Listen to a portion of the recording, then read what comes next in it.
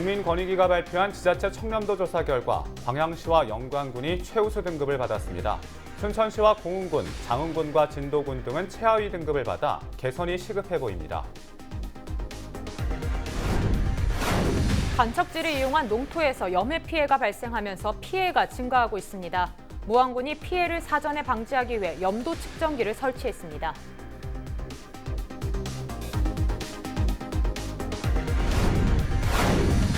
전라남도의 내년 정부 예산 7조 1,800억여 원이 확정됐습니다. 내년부터 전라남도의 핵심 사업인 블루 이코노미 사업이 본격화될 것으로 전망됩니다.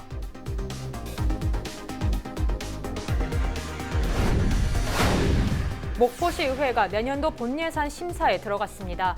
정영수 목포시의회 예결위원장을 만나 목포시의 주요 사업과 재정 상태를 살펴봤습니다.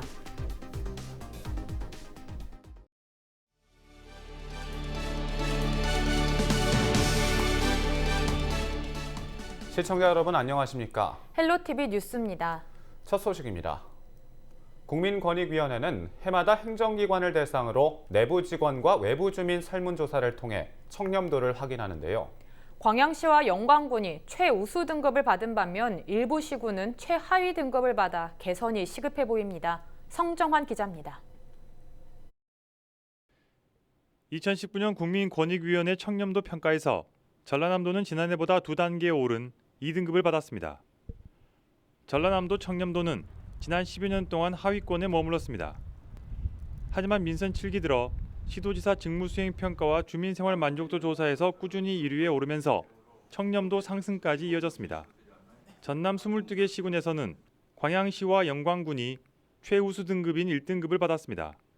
강진과 해남, 신안과 담양도 2등급으로 비교적 좋은 평가를 받았습니다. 올해부터는 17년 이후에 비교적 최근에 발생한 사건은 조금 가중하고 이전에 발생한 사건은 좀 감경 적용해서 감점을 좀 합리적으로 산정을 했고요. 반면 최하위 5등급을 받은 지역도 나왔습니다. 순천시는 농산물 도매시장 공사 관련 금품 수수와 하수도 공사 대금 비리 사건, 시장의 국가보조금 유용 혐의 재판 등으로 지난해보다 2단계 하락해 최하위로 떨어졌습니다. 고흥군은 지난해와 같은 5등급을 받았습니다. 고흥군은 전임 군수 재임 기간 인사 문제와 보조금 부당 교부 등 부적절한 행정이 낮은 등급의 원인이 된 것으로 분석하고 있습니다. 또 지난 지방선거에서 둘로 나뉜 주민의 갈등이 해소되지 않은 점도 청렴도에 영향을 주었다고 덧붙였습니다. 장흥군은 3년 연속 5등급을 받았습니다. 장흥군은 청렴교육과 간부공무원 평가 등 청렴도 향상을 위해 노력했지만 내부 직원에게 낮은 평가를 받아 근본적인 고민이 필요하다는 지적입니다. 지난해 2등급이 떨어져 4등급을 기록한 나주시는 올해 5등급까지 내려갔습니다. 나주시는 보조금 감사에서 공무원 갑질 등이 있었다는 지적이 이번 평가에 반영됐다며 개선책을 마련하겠다는 입장입니다. 진도군은 지난해 대비 2등급이 하락해 최하위를 기록했습니다. 진도군은 취득세 부과 감면과 공유재산 관리 분야에서 민원인 불만이 많았던 점이 청렴도 하락 원인 가운데 하나라고 분석했습니다. 낙제점을 받은 전남 지역 5개 시군은 부정행위에 대해 신속히 조치하고 타 지자체 우수시책을 참고해 청렴도 개선에 나선다는 계획입니다. 헬로티비 뉴스 성정환입니다. 바다나 호수 등을 둘러막고 물을 빼내어 만든 땅을 간척지라고 하는데요. 농토나 산업부지 등으로 주로 활용하고 있습니다. 무안 지역도 간척지를 이용한 농토가 많은데요. 하지만 염해 피해로 한해 농사를 망치는 경우가 종종 발생하고 있습니다. 무안군이 피해를 사전에 방지하기 위해 주요 간척지 주변에 염도 측정기를 설치했다고 하는데요. 자세한 내용 송효창 기자가 취재했습니다. 무안군 금산방조제 주변 간척지 일대입니다. 이곳 주변 농민들은 매년 소금과의 전쟁을 치르고 있습니다. 간척지 특성상 가뭄이나 배수관문 누수가 발생할 경우 종종 농작물 염해 피해가 발생하기 때문입니다. 그동안 염해가 많이 발생해서 상당히 농민들이 고생도 많이 하시고 걱정도 많이 했거든요. 염도 측정기에 따라서 측정 양이 다르고 했기 때문에 애로사항이 상당히 많았습니다. 무안군이 염해 피해를 사전에 막기 위해 주요 간척지 4곳에 자동 염도 측정기를 설치했습니다. 제가 지금 들고 있는 이 기계가 바로 간이 염도 측정기입니다. 예전에는 농사 피해가 발생한 이후에나 염도 측정이 가능했습니다. 하지만 이제는 대규모 기계가 설치가 되면서 농사 피해를 사전에 예방할 수 있게 됐습니다. 현재 자동 염도 측정기는 국가관리방조제 5곳 가운데 4곳에 총 7개를 설치했습니다. 이곳에 측정된 염도는 측정기에 설치된 LED 전광판과 자동 문자 발송으로 농민들이 수시로 확인할 수 있습니다. 또 담당 부서에서도 상시 모니터링이 가능해 염도 상승을 조기에 파악하고 대처가 가능해졌습니다. 자동 염도 측정기는 제가 현장에 나가지 않고 상시 1분 1초당 소수점 3자리까지 염분 농도를 측정해가지고 경작자들한테 알리를 드리는 시스템입니다. 앞으로는 염분 농도와 상승에 따른 피해는 없을 거라고 생각하고 있습니다. 무안군은 이번 측정기 설치로 염도 상승에 따른 배수관문 보수와 이물질 제거 등 선제적 대응이 수월해졌고 한국농어촌공사 등 관계기관과의 협의와 대처도 빨라질 것으로 기대하고 있습니다. 군은 내년에도 예산을 확보해 지방관리방조제 등 주변에 14개 측정기를 추가로 설치하는 등 사업을 확대하겠다는 계획입니다. 헬로티비 뉴스 송희창입니다. 전라남도의 핵심 사업인 블루 이코노미 사업이 내년부터 본격화될 전망입니다. 전라남도는 10일 국회 본회의에서 전남의 내년 정부 예산 7조 1,896억 원이 통과됐다고 밝혔습니다. 올해보다 3,792억 원, 정부안보다 4,635억 원 늘어난 규모입니다. 특히 국회 심의 과정에서 정부안에 포함됐던 핵심 사업 26건이 새롭게 반영되면서 예산이 늘어난 것으로 전라남도는 파악하고 있습니다. 사업별로는 경전선 전철화 사업 중 보성에서 순천 구간 사업과 광양항 항만 배후단지 확대 지원 사업, 아열대작물 실증센터 구축과 무안공항 활주로 연장 사업 등이 포함됐습니다. 그런가 하면 전남에 반영된 정부 예산 7조 원 가운데 목포시와 관련된 예산은 7,550억 원이 반영됐는데요. 주요 사업을 보면 목포와 보성 구간 전철화 사업에 4천억 원이 반영됐고 해경 서부정비창 사업비로 82억 원이 자유한국당의 반대로 빠졌다가 추가됐습니다.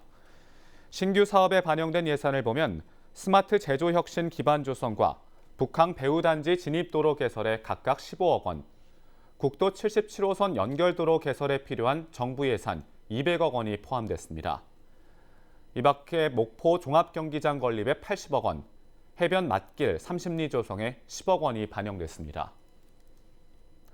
고흥군의 올 한 해 예산이 처음으로 8천억 원을 넘어설 전망입니다. 올해 본 예산으로 5,800억여 원을 편성한 고흥군은 지난 2번의 추가 경정 예산으로 2천억여 원을 증액하고 지난 9일 500억여 원을 추가로 편성하면서 처음으로 예산 8천억 원 시대를 열었다고 밝혔습니다.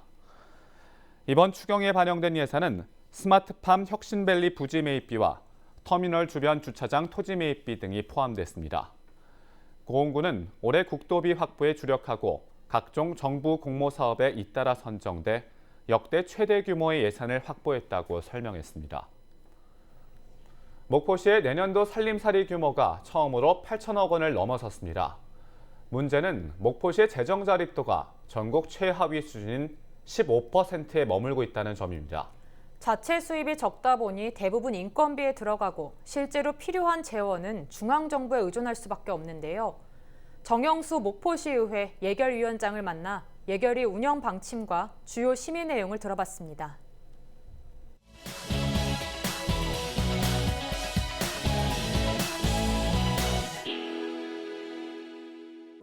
안녕하십니까. 예결위원장 정영수 의원입니다. 2020년도 목포시 세입 세출 예산은 약 8,200억 원이 되겠습니다. 재원별로 보면은 국고 보조금이 약 한 2,600억, 도비 보조금이 720억 정도, 시비가 약 4,900원입니다. 목포시 부채는 금년도 기준으로 해서 약 2,400억 원이 되겠으며 자체 가용할 수 있는 예산은 300억 정도입니다. 내년도 목포시 이제 그 신규 예산을 보면요, 그 약간 50억 규모의 평화광장 구조 개선 사업이 있겠고요. 2022년까지 약 한 3년간 추진되는 그 목포 해변 막길 30인 조성 사업이 약 한 100억 정도 투입이 되겠습니다. 또한 그 제일 중요한 부분은 이제 케이블카 개통으로 해서 머물고 가고 싶어 하는 목포 이런 사업 등에 약 한 100억 정도 예산이 짜여 있어서 그 부분을 중점적으로 예산 심의를 이렇게 하도록 하겠습니다. 이제 목포가 우리 시민들이 다 공감하다시피 이제 목포 해상 케이블카 개통으로 인해서 이제 1000만 관광객 유치를 하고 있습니다. 유치에 우리가 내년도 예산을 보면 약 한 100억 원 정도가 예산이 짜져 있는데요. 우리 예산심의위원들과 협의해서 심의하고 의결해서 예산이 잘 반영되도록 최대한 노력을 하겠습니다. 네, 지금 이제 우리는 이제 예산결산위원회에서요, 이제 각 상임위원회에서 이제 예비 심사 결과를 이제 받아본 결과 약 한 7억 원 정도를 삭감을 했습니다. 그래서 또한 그 유임된 예산이 약 한 35억 정도 되는데요. 현재 이제 예결위에서 이제 본 예산 심의 중에 있습니다. 삭감은 이렇게 봅니다. 가장 중요한 것이 시급하지 않는 예산, 중복 이런 쪽의 예산은 가감하게 시민의 눈높이에서 이렇게 삭감을 이게 하도록 하겠습니다. 내년도 예산은 목포시가 2020년도에 하고자 한 정책 방향, 시정 목표를 아무튼 자세히 우리가 알아서 거기에 대한 예산을 집중적으로 좀 심의 의결하도록 그렇게 하겠습니다. 예결위원회에서는 꼭 필요한 그런 공무원들만 출석을 시켜서 예산 심의 의결을 하고 있는 게 지금 이제 변화된 모습이고요. 또한 내년도 본예산 제안 설명 시에는 그 사전에 그 주요 예산이 수반된 신규 사업은 PPT 보고를 받고 시의원들이 시민의 대표 기관이기 때문에 좀 종합적으로 넓게 목포시 예산 방향을 한번 보자는 뜻에서 이번에 그런 제안을 했고요. 아무쪼록 부족하지만은 이번 예결위 예산안 심사가 효율적이고 심도 있게 진행될 수 있도록 최선을 다하고 있습니다. 여러 의원님들의 의견을 존중하면서 시민 복리 증진과 지역사회 발전을 위한 예산 심사가 될 수 있도록 최선을 다하겠습니다. 대단히 감사합니다.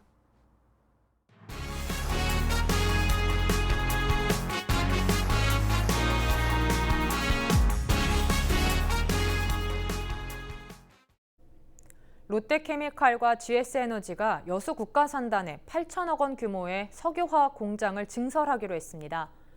전라남도와 여수시, 롯데케미칼과 GS에너지는 오는 2023년까지 여수산단 롯데케미칼 4공장 10만여 제곱미터 부지에 석유화학 제품 생산 공장을 짓는다는 내용의 협약서를 체결했습니다. 공장이 증설되면 연간 합성 수지 원료 21만여 톤과 에포시 수지 원료 20만 톤이 생산되고 직원 150여 명이 추가 채용될 예정입니다. 전라남도와 여수시는 이번 투자 사업이 원활하게 이뤄질 수 있도록 인허가 행정 지원에 힘쓰기로 했습니다.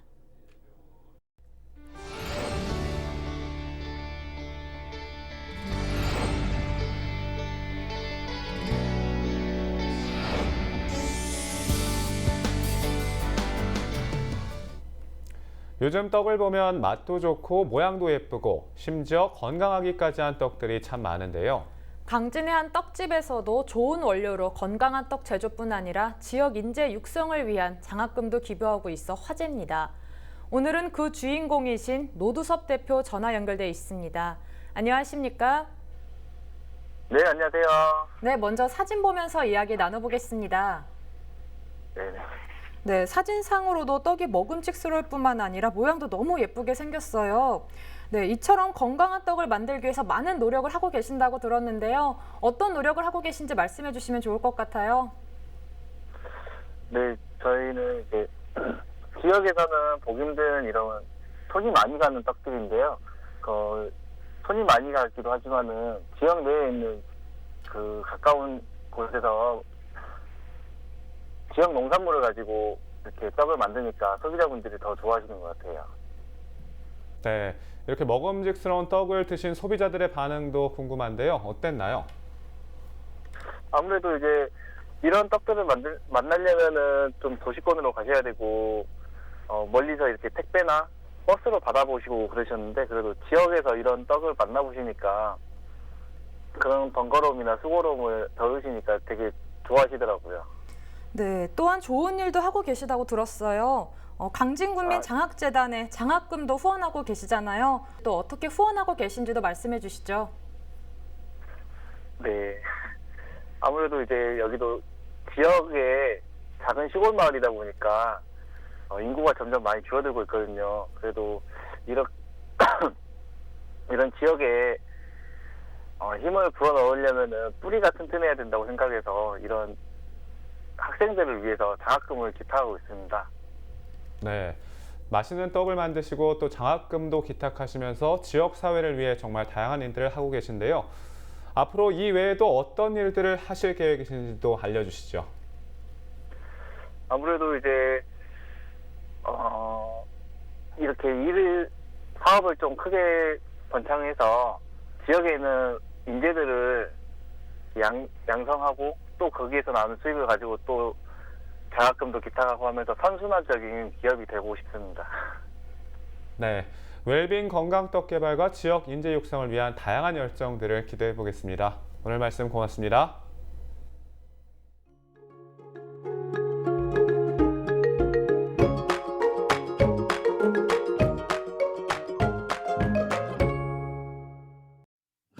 저녁부터 찬바람이 불면서 미세먼지는 점차 해소되겠습니다. 대신 기온이 뚝 떨어집니다. 우리 지역 아침 기온 0도로 시작해서 한낮에는 7도에 머물겠습니다. 여러모로 건강 잃기 쉬운 요즘입니다. 면역력 약해지지 않도록 조심하시기 바랍니다. 주간 날씨입니다. 당분간 한파 수준의 큰 추위는 없겠지만 금요일 아침 영하로 떨어지겠습니다. 바다 날씨입니다. 물결은 최고 3m로 다소 높게 일겠습니다. 항해하시는 분들은 기상정보 참고하시기 바랍니다. 생활 날씨입니다. 고농도 미세먼지가 높게 나타나면서 숨을 쉬기 어려웠는데요. 북서쪽에서 내려오는 차고 강한 바람이 대기순환을 원활하게 해주면서 농도가 옅어질 것으로 보입니다. 다만 반짝 추위가 찾아옵니다. 찬바람의 체감온도는 영하권으로 낮겠고요. 토요일부터는 다시 평년 기온을 웃돌면서 추위가 차츰 누그러질 것으로 보입니다. 지금까지 날씨 전해드렸습니다.